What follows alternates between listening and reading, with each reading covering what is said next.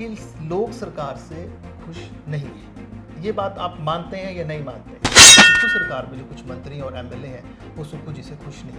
उन्होंने कह दिया जी ये तो मंत्री बनने लायक नहीं थे, आपके लिए ऐसे ऐसे शब्द इस्तेमाल किए गए, लेकिन आप जो आपके साथी थे सुधीर शर्मा हो गए, राणा जी हो गए, उन्हें बलि देने पड़ी अपनी। इसके एक तरफ कहते हैं कि हमारे पास कैश क्रंच है, सरकार के पास पैसा नहीं है, दूसरा फिजूल खर्ची हुई। डिग्री और डिप्लोमा लेके आज नौकरियां नहीं नहीं मिलेगी। मिलेगी। नौकरी उसको मिलेगी जो स्किल्ड है, जो टैलेंटेड है।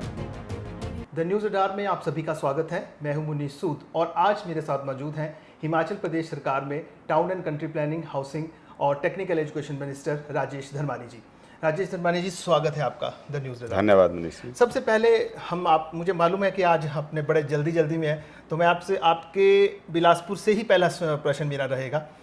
बिलासपुर में जो एक मिस्टर गौरव हैं जो वाटर स्पोर्ट्स से एसोसिएटेड हैं, उन्होंने कल शिमला में प्रेस कॉन्फ्रेंस की है और सीरियस एलिगेशंस जो हैं जो आबिद हुसैन हैं डिप्टी कमिश्नर, उनको लेकर लगाए हैं कि वो पार्टनरशिप में हैं वहाँ के दो बिजनेसमैन अजय हांडा और मंगत राम के साथ, और बहुत ज़्यादा करप्शन के एलिगेशंस लगाए हैं। क्या कहना है आपके? वो कह रहे हैं कि जॉइंट वेंचर है, ये पार्टनर हैं आपस में और काफ़ी करप्शन के चार्ज उनके खिलाफ लगाए। वो कहते हैं कि किसी को पूछा नहीं गया है, दो लोगों को ये काम दे दिया गया है, बाकी इवन जो आपका टूरिज्म डिपार्टमेंट है उसको भी बीच में नहीं लाया गया। ये क्या चल रहा है सर बिलासपुर में? देखिए, मुझे तो उसका मालूम नहीं था क्या है। रात को मुझे किसी ने वो क्लिपिंग भेजी, तो फिर मैंने पता किया कि व्यक्ति कौन है। तो मुझे उसके बाद फिर पता चला कौन है, और वो मुझे उसने फ़ोन किया था विधानसभा सेशन के दौरान। जो उसने ये बातें कही उस समय फ़ोन पे भी उसने बोला जी कि जो इसके पार्टनर थे दो, उनका नाम लिया कि ये मुझे मरवा देंगे, मेरे को धमकी दे रहे हैं। तो मैंने उनको कहा कि आप पुलिस स्टेशन जाओ, पुलिस में एफआईआर कराओ, अगर नहीं आपकी बात कोई सुनता है तो मुझे बताओ। तो बोले मैंने आपसे मिलना है। तो मैंने कहा था आप आ जाओ, विधानसभा सेशन में मैं शिमला हूँ। तो उसके बाद ना उनका फ़ोन आया ना वो मिलने आए, मिस्टर गौरव। हाँ, क्योंकि मेरे पास तो उनका फ़ोन नंबर था नहीं, मतलब मैंने वो सेव किया नहीं था ना, मैंने उसकी दोबारा किया। तो उसके बाद वो आए नहीं, तो हमने सोचा कि मामला रफा दफा हो गया। लेकिन मुझे कहीं ना कहीं लगता है कि इनकी बिजनेस राइवलरी है, क्योंकि जैसे ही ये क्रूज़ जो है आ गया, उसके बाद वो एकदम बाद पिछले दिन क्रूज़ आया, अगले दिन वो प्रेस कॉन्फ्रेंस। उससे पहले तो क्योंकि विधानसभा सेशन तो मेरे ख्याल 12 तारीख तक था। नहीं, वो कह तो रहे कि मैंने 15 जुलाई से मैं कि पता नहीं 3 जुलाई से मैं डीसी 12 अगस्त तक था। तो उसके बाद मतलब उसके काफ़ी लंबा टाइम था। तो उसके बाद उनको या तो पुलिस में कंप्लेंट करनी चाहिए थी अगर सचमुच में किसी ने धमकी दी थी। लेकिन अब बिजनेस में आपसी झगड़े हैं तो उसमें तो हमारा कोई काम नहीं है। अगर वो नहीं, वो झगड़ों के लिए अप्रोच करे तब वो सही बात है। नहीं, वो जो डिप्टी कमिश्नर पर एलिगेशन है सर, उसका के लिए क्या कहना है? क्योंकि अब उसके तो छानबीन होगी तभी पता चलेगा। हाँ, एक बार वो मुझसे जो मैं रिकॉल कर रहा हूँ, फेस से तो और नाम से तो मैंने पहचाना नहीं, लेकिन ऐसा व्यक्ति एक बार मुझे घुमारवी रेस्ट हाउस में भी मिला था कि मुझे जो टेक्निकल एजुकेशन डिपार्टमेंट है उसमें कुछ काम दिला दो। यही होगा मुझे लगता है, क्योंकि उसने बोला कि वहाँ मिला। तो मैंने उनसे कहा, क्योंकि ऐसे कई लोग मिलते हैं कि भाई उसका तो प्रोसीजर है, टेंडर अखबार में छपता है, आप उसमें कम्पीट करो, अगर आपका लोएस्ट होगा तो आपको मिल जाएगा। अच्छा। उसके बाद क्योंकि उसने देखा कि भाई इससे कोई रिस्पांस मिला नहीं, तो हट के वो आया नहीं। अच्छा, तो इस तरह की थी बात इसमें। अच्छा, चलिए सर, ये बात तो रही बिलासपुर की। थोड़ी सी प्रदेश की बात भी हम कर लेते हैं सर। ये जैसे अभी हाल ही के प्रकरण हमने ये देखे हैं कि विक्रमादित्य सिंह और अनिरुद्ध सिंह जो है, वो ये जो मंदिर मस्जिद विवाद चल रहा है, जो भी मुसलमान वाला भी मस्जिद का विवाद चल रहा है, उसमें वो पार्टी लाइन से अलग खड़े हुए दिखे।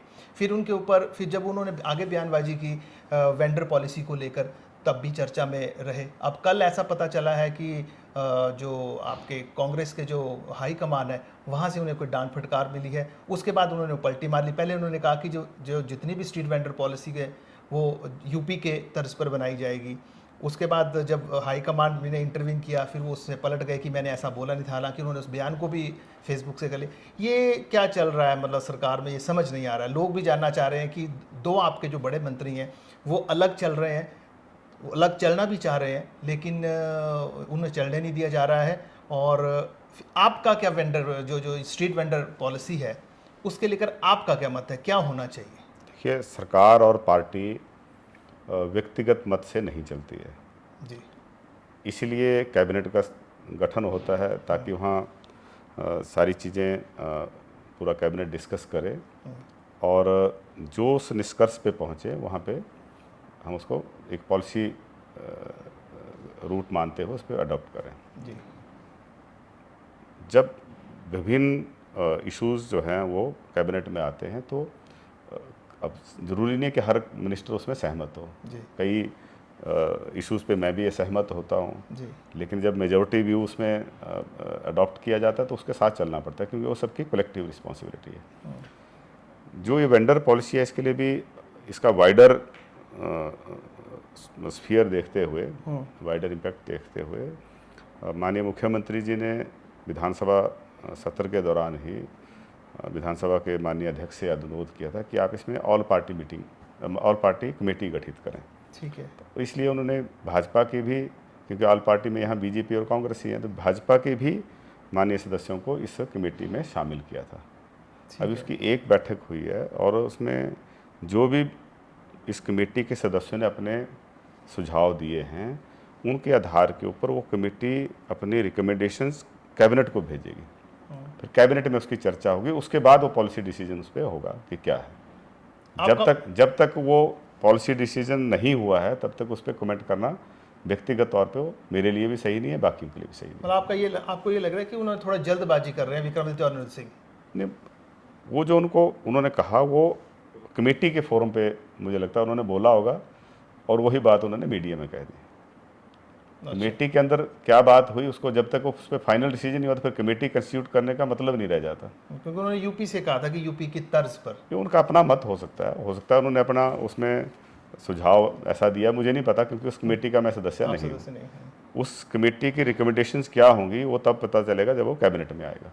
सर, सरकार की बात करें, जैसे इसी से रिलेटेड में मैं बात कर रहा हूँ, अब फिर से वो बात उठने लग पड़ी है कि सरकार के जो सुक्खू सरकार में जो कुछ मंत्री और एमएलए हैं वो सुक्खू जी से खुश नहीं हैं, और एक बार फिर वही चर्चाएं राजनीतिक गलियारों में शुरू हो गई हैं कि ये मंत्री जो है नाराज़ होकर कहीं ना कहीं भाजपा एकदम फिर चौकन्नी हो गई है कि वो भाजपा के लोगों से मिल रहे हैं, और ये कुछ जैसे पहले चल रहा था ऑपरेशन लोटस कह सकते हैं या जो भी कह सकते हैं, ये नाराज़गियाँ क्यों चल रही हैं? जो सुक्खू जी बीमार पड़ गए हैं, ये कहीं यही कारण तो नहीं है? इसको नाराज़गी नहीं बोल सकते, इसको डिफरेंस ऑफ ओपिनियन है और प्रजातंत्र है। हर आदमी को एक सीमा में रहकर जो है वो अलग अलग मत रखने का अधिकार है, वो अपनी बात रख सकते हैं और हमारी पार्टी भी डेमोक्रेटिक है, इसमें कोई दो राय नहीं है। लेकिन जब क्योंकि जिन्होंने संविधान बनाया है उन्होंने भी मेजॉरिटी व्यू की बात कही है, चाहे कैबिनेट के अंदर की बात है, चाहे विधानसभा में जिसकी मेजॉरिटी होती है। अब विपक्ष के भी तो सदस्य चुने जाते हैं, लेकिन सरकार उसकी बनेगी जिसकी मेजॉरिटी होगी। जी। जब विधानसभा और सांसद या स्थानीय निकायों के चुनाव होते हैं उसमें भी बहुमत देखते हैं जी। 100% तो कभी सहमत नहीं होंगे नहीं, और 100% अगर सहमत हो गए तो फिर तो वो प्रजातंत्र भी नहीं रहा, वो तो डिक्टेटरशिप हो गई कि जबरदस्ती आप सबको सहमत करेंगे। परिवार में सहमति पारिवारिक के सब सदस्यों में नहीं बनती, पति पत्नी के बीच में नहीं होती, माँ बाप के बच्चों के साथ नहीं होती। तो हर आदमी को भगवान ने अलग बनाया है, हर आदमी के विचार अलग हैं। लेकिन जब हम किसी मंच पर बैठते हैं और विभिन्न मत वहाँ पे आते हैं और अंत में हम किसी एक विचार पे सहमत होते हैं, और वो हमारा फिर पॉलिसी डिसीजन जो है उस पर हम लेते हैं, चाहे पार्टी के स्तर की बात है चाहे सरकार के स्तर की बात है। तो जब तक वो पॉलिसी डिसीजन नहीं हुआ है तब तक ठीक है, अपना अपना मत रखें। लेकिन ये ठीक है कि प्रेस में जाने से परहेज हमें सबको करना चाहिए। पर आपको लगता है कि कुछ चल रहा है, कुछ मंत्री और एमएलए नाराज हैं? कुछ नहीं चल रहा है। भाजपा ने देख लिया पंगा लेके, लोगों ने, हम पहले भी 40 थे, दोबारा 40 बन गए। एम्प्लॉयज़ यूनियन में जो संजीव शर्मा जी हैं वो आपसे बड़े नाराज़ हुए, उन्होंने कह दिया जी ये तो मंत्री बनने लायक नहीं थे, आपके लिए ऐसे शब्द इस्तेमाल किए गए। और वैसे भी देखा भी जाए तो आपको भी बड़े मुश्किल से सुक्खू जी ने मंत्री पद दिया था, आपको इसमें क्या कहना है? मंत्री बनाना ना बनाना हम ज़्यादा मैं तो नहीं रखता। नहीं, पर आप देखिए, आप बन गए तो आप कांग्रेस में रहे, लेकिन आप जो आपके साथी थे, सुधीर शर्मा हो गए, राणा जी हो गए, उन्हें बलि देने पड़ी अपनी। उनकी अपनी सोच है, मेरी अपनी सोच है। हमें नहीं बनाया था, हम तब भी सकारात्मक दृष्टिकोण रखते हुए आगे चल रहे थे, है ना। लेकिन एक बात ज़रूर थी कि राणा जी तो कुछ साल पहले पार्टी में आए थे, सुधीर शर्मा जी भी पार्टी में मेरे बाद आए हैं। अच्छा, हम पार्टी में पहले से, हम NSVI यूथ कांग्रेस में रहे हैं, तो लगभग 33-34 साल से पार्टी का काम कर रहे हैं। तो पार्टी संगठन में तो मैं हमारी वरिष्ठता है, तो कहीं ना कहीं जब थोड़ा बहुत पार्टी के अंदर ऊपर नीचे करते हैं तो उसमें कई लोग आहत होते हैं, कई उसमें अपनी भावनाओं पे नियंत्रण कर पाते हैं, कई नहीं कर पाते हैं। तो हमने तो उसको भी सहज रूप से लिया था। ठीक है, सारे मंत्री तो बनने नहीं। जिस दिन मंत्रिमंडल का गठन हुआ था उसके बाद जब प्रेस ने मेरे से पूछा तो मैंने उसमें भी कहा था कि सभी विधायक मंत्री नहीं बन सकते। ठीक है, ये जिसने बनाना है वो उसका फैसला अपने विवेक से करें, किसको बनाना है किसको नहीं बनाना है। नहीं, आपको अंडर प्रेशर बनाया गया था, इस बात को मानते हैं आप? नहीं, अंडर प्रेशर, हमने तो बहुत प्रेशर पड़ गया था एक साल में सुक्खू जी के ऊपर, फिर उन्हें कोई 2 व्यक्ति चूज करने थे, तो आपको राहुल गांधी और प्रियंका गांधी की रिकमेंडेशन पर आपको ज़बरदस्ती लिया गया। देखिए, मैं कभी प्रियंका जी से या राहुल जी से इस बारे में नहीं मिला कि मुझे मंत्री बनाओ।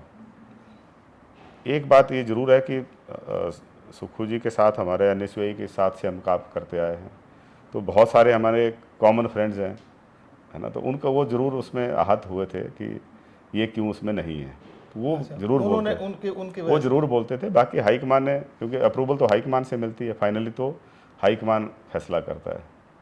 तो मुझे नहीं पता उन्होंने किस आधार पर फैसला किया, लेकिन जो जिम्मेवारी दी है हम उस जिम्मेवारी को निभाने का सही तरीके से प्रयास कर रहे हैं। संजीव शर्मा की बात पर मैं वापस आ रहा हूँ। जो उन्होंने आपके बारे में अपशब्द कहे, जो भी उन्होंने कहा कि मंत्री बन लायक थी, ऐसा था वैसा था, साथ में उन्होंने ये एलिगेशन भी लगाए कि जितने मंत्री हैं आप सुक्खू सरकार में, वो इतना खर्चा कर रहे हैं, फजूल का खर्चा कर रहे हैं अपने कार्यालयों पर, घरों में, इधर उधर, जिसके एक तरफ कहते हैं कि हमारे पास कैश क्रंच है, सरकार के पास पैसा नहीं है, दूसरा फजूल खर्ची हो रही है। तो वे वाकई में ही फजूल खर्ची हो रही है, गाड़ियों के ऊपर, कार्यालयों के ऊपर पैसा फजूल में खर्चा जा रहा है। उन्होंने तो एस्टिमेट दे दिया 50 लाख यहाँ खर्च हो रहा है, उसके हो रहा है, जो भी। उन दिनों आपको मालूम है कि ये मुद्दा काफ़ी उठा था, जब आपने एक बात उनसे, एक सुझाव उनको दे दिया था, तो उसके बाद वो आपके अगेंस्ट हो गए थे। देखिए, हमने तो बात कहनी है जो सही है। सरकार सबके लिए होती है, सरकार उनके लिए भी है जो अपनी बात नहीं रख पाते हैं, सरकार उनके लिए भी है जो संगठित नहीं है, सरकार उनके लिए भी जिनके घर में कोई सरकारी कर्मचारी नहीं है, उनके बारे में भी हमने सोचना है।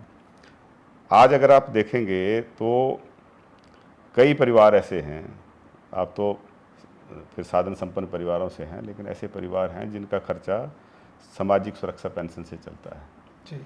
दिहाड़ी लगाते हैं लेकिन महीने में 30 दिन दिहाड़ी नहीं लगा पाते हैं, कैजुअल वर्कर्स हैं। कईयों ने अपने पशु पालने से और छोटी मोटी जो खेती बाड़ी उससे काम करते हैं, कईयों के पास उतनी भी ज़मीन नहीं है। तो सरकार ने तो उनके बारे में भी सोचना है। महंगाई की मार उनको सबसे ज़्यादा होती है। मेरा बस चले तो मैं महंगाई भत्ता उनको भी दूं जो सामाजिक सुरक्षा पेंशन है, लेकिन सरकार के पास संसाधन सीमित हैं, इसलिए उनको नहीं दे पा रहे हैं। नहीं, पर वो यही बात बोल रहे थे ना, आप तो कह रहे हैं कि साधन संपन्न है उनको, जो ठीक है, ऐसे लोग भी हैं जिनको पैसा, वही ये बोल रहे थे कि फजूल खर्ची इतनी ज़्यादा है और government is run by this bureaucrats. हमने ये कहा था, क्या ब्यूरोक्रेट्स के बगैर सिस्टम चल सकता है?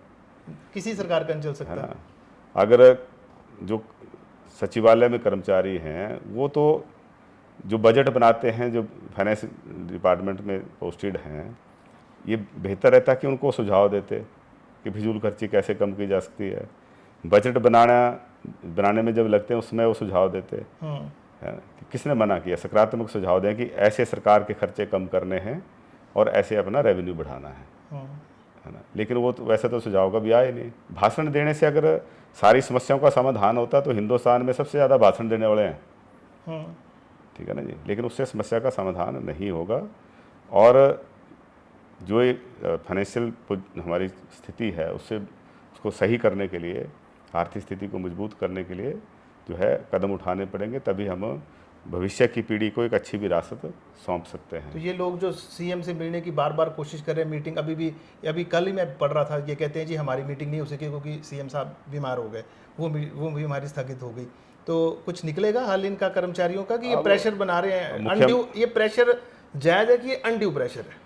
मुख्यमंत्री जी वित्त मंत्री भी हैं, लेकिन देखिए जब सरकार के पास पिछली जो इससे पहले की सरकारें थी उनके पास भी पैसे की कमी थी, लेकिन उनको एक लिबर्टी थी कि वो असीमित जो था वो लोन ले सकते थे। हमने भी पिछले साल जो है वो 12-13 हज़ार करोड़ का लोन लिया, लेकिन इस साल जो है उस लोन लेने की लिमिट जो है फिक्स होगी कि 6,000 करोड़ से ज़्यादा लोन नहीं ले सकते। जब लोन लेने पे आपके कैप लग गया, आपके रेवेन्यू जो है सीमित है, भारत सरकार से जो ग्रांट मिलती थी वो उसमें बहुत बड़ी गिरावट आई है, जो हमारे डिजास्टर पिछली बार आया है उसमें जो हमने क्लेम फाइल किए वो हमें अभी तक नहीं मिले। पैसा कहाँ से आएगा? सरकार के खजाने में पैसा तो का सोर्स भी तो कहीं ना कहीं उसे होना चाहिए। लोगों के ऊपर कितना टैक्स लगा सकते हैं? इससे ज़्यादा टैक्स लगा के हम लोगों के साथ भी अन्याय नहीं कर सकते। जितना टैक्स है उससे ज़्यादा टैक्स आम जनता के ऊपर नहीं लगाया जा सकता। लेकिन धर्मानी जी, मैं आपको आज की स्थिति में बताता हूँ। देखिए, कोई बात ये आपसे कहेगा नहीं, लोग तो आपको सिर्फ खुश करने के लिए आपके सामने आते हैं। आज की स्थिति ये है प्रदेश में कि लोग सरकार से खुश नहीं हैं। ये बात आप मानते हैं या नहीं मानते हैं? नहीं, लोग खुश हैं। लोग खुश नहीं होते तो हमारे 6 सीटें कैसे जीते? नहीं, आज की स्थिति विधानसभा में अभी कितने दिन पहले जीते? लोगों ने जिताई ना, हिमाचल के लोगों ने वोट दिया। जनता वो नहीं है जो हम आप हैं सिर्फ, या कुछ जो संगठित समूह हैं जो हर चीज़ चाहते हैं कि उनके पक्ष में हो जाए। वो सिर्फ जनता नहीं है, जनता तो वो है जो लाखों लोग चुनते हैं जब एक एक वोट डलता है। हालांकि उनको भी कई तरीके से लोग प्रभावित करते हैं, है ना, मिस इन्फॉर्मेशन फैलाते हैं, मतलब दुष्प्रचार एक आजकल बहुत बड़ा टूल बन गया सोशल मीडिया के जरिए।